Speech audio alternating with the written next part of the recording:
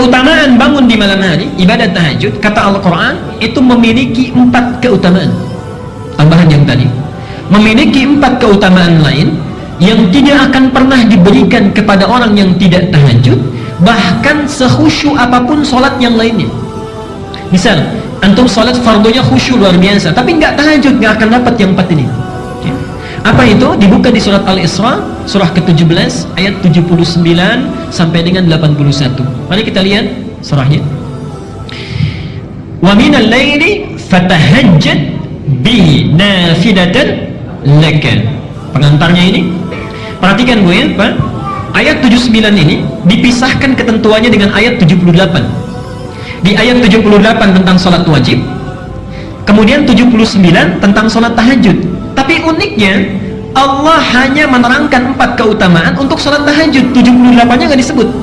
Ya. Kita lihat ya, aqimis salata liduluki syamsi ila ghasaqil laili wa qur'anal fajri inna qur'anal fajri kana mashhuda. Itu salat yang wajib 5 waktu. Ya.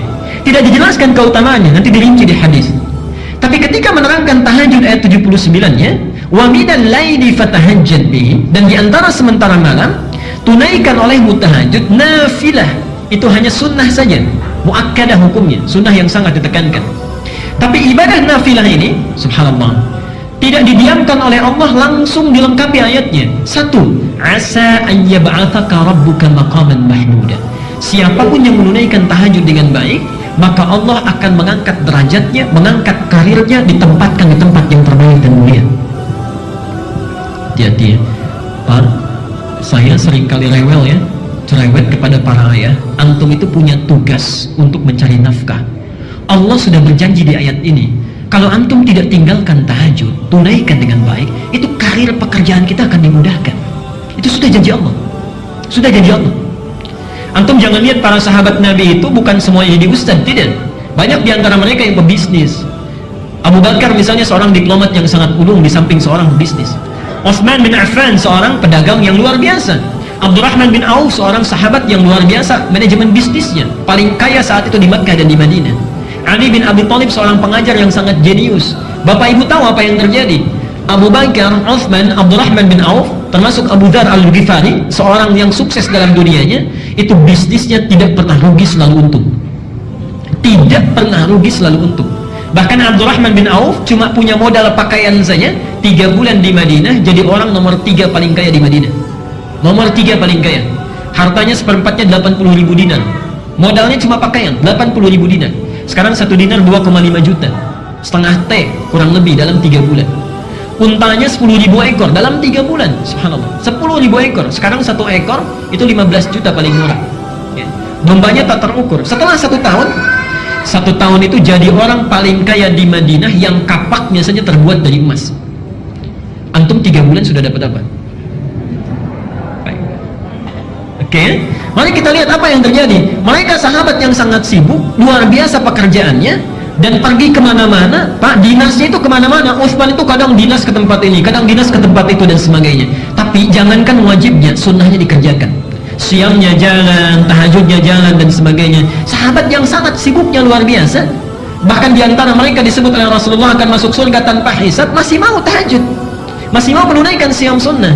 Antum, saya, kita semua yang masih belum jelas nasibnya di akhirat, surganya belum jelas, tuh kan? Kemudian ibadahnya juga belum maksimal, dunianya belum tentu tercapai, maka lebih layak kita untuk semakin bersemangat dalam menunaikannya. Jadi pesan saya, kalau antum masih aktif bekerja dimanapun, jangan tinggalkan tahajud. Allah sudah berjanji. Dan kalimatnya asa, bukan la'alla. Dibeda antara asa dengan la'alla. Kalau la'alla itu harus usaha keras dulu, sungguh-sungguh baru dikasih. Asa tidak. Asa selama kita ikhlas menunaikannya, sekalipun kuantitasnya mungkin sedikit, itu Allah langsung berikan. Allah langsung berikan. Karena itu penaklukan kota Mekkah itu tidak menggunakan la'alla, pakai asa. Pakai asa kalimatnya di Quran. Saya teruskan, itu satu. Yang kedua, kita lanjutkan dulu. Allah berjanji akan memudahkan setiap awal aktivitasnya. Bahkan hebatnya tahajud, langsung kita yang diminta oleh Allah. Asa yab'atsaka rabbuka maqaman mahmuda. Kalau engkau bangun tahajud, karirmu, pekerjaanmu akan dimudahkan oleh Allah, ditempatkan di tempat yang terbaik. Kemudian diperintahkan kita, waqul, katakan. Saat tahajud itu mintakan kepada Allah, Rabbi adkhilni mudkhala sidqin. Duhai Allah, mudahkan setiap aktivitas yang akan saya awali. Di antum kalau punya persoalan, misalnya akan memulai pekerjaan, ibu akan memulai aktivitas, anak akan memulai sekolah, mulai kuliah, bangun malam, ini perintah Allah, katakan di malam harinya, ya Allah mudahkan setiap saya akan mengawali aktivitas. Janji Allah yang kedua, Allah akan mudahkan setiap aktivitas yang dia lakukan. Yang ketiga, Allah akan lepaskan, bebaskan dia dari segala kesulitan yang sedang dialami. Wa akhrijni muhrajan sidqin. Kalau di kantor itu enak saja atau kadang ada kesulitannya, Pak? Ibu juga begitu ya. Pekerjaan kan tidak selamanya mulus. Maka kata Allah, hebatnya karir diangkat, pekerjaan dimudahkan, ada kesulitan dilepaskan, dan yang terakhir, waj'alni min ladunka sultanan nasira. Kalau ada yang mengganggu dalam pekerjaannya, Allah yang langsung menolongnya, bukan yang lain. Allah yang langsung menolongnya. Ini 4 hal. Karena itu, dari keutamaan-keutamaan ini, Nabi diperintahkan sebelum turunnya perintah sholat 5 waktu, Rasulullah sudah menunaikan sholat ini, sholat malam, sudah didawamkan. Turun surah Al-Muzammil, surah ini mewajibkan Rasulullah menunaikan sholat tahajud. Jadi asalnya tahajud itu wajib bagi Nabi. Nanti setelah turun ayat yang ke-20 di surah Al-Muzammil, ayat yang terakhir, pindah menjadi sunnah.